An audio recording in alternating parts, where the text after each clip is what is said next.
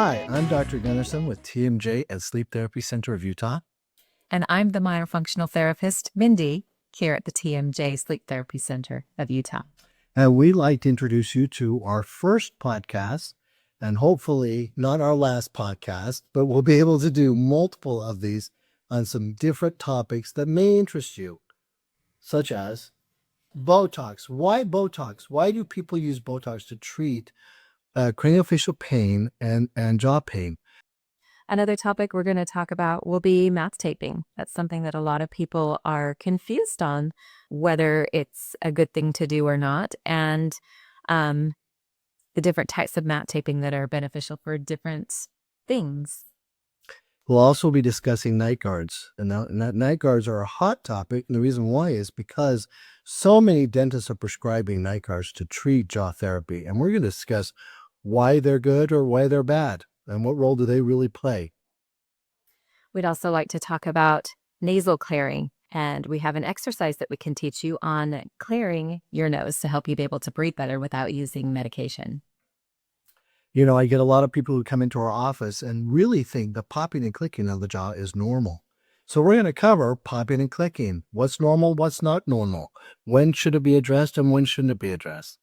I'd also like to discuss mouth breathing and why mouth breathing really isn't such a good idea. A lot of us think maybe it's a harmless thing, and we'll find out why it's not. I like mouth breathing. That's always a good topic. No one wants to be a mouth breather. So that's a good one. Laser versus red light therapy. You know, the red light therapy has gotten such a momentum going on. Everyone's into red light therapy. So we're going to be discussing the difference between what is red light therapy and how can it be used in treating TMJ therapy, and laser therapy. How can it be used and what are its benefits over red light therapy? Tongue ties is another hot topic. You're not going to grow out of a tongue tie, and we'd discuss why it's important to get it addressed as soon as possible. And then, of course, obstructive sleep apnea, which has really come down to a new term called sleep disordered breathing, because that encompasses a lot more than just the fact obstructive sleep apnea is when you stop breathing. And disordered breathing, sleep disordered breathing covers so much more facets in the decreased amount of oxygen levels and all those things. So we're going to go deeply into that and what's the difference between that and why that's so important and how does that play in ADHD? Does it play in ADHD? That seemed to be a hot topic a few years ago, and I think it still is. So those are the topics that we're planning on discussing with you for our podcasts.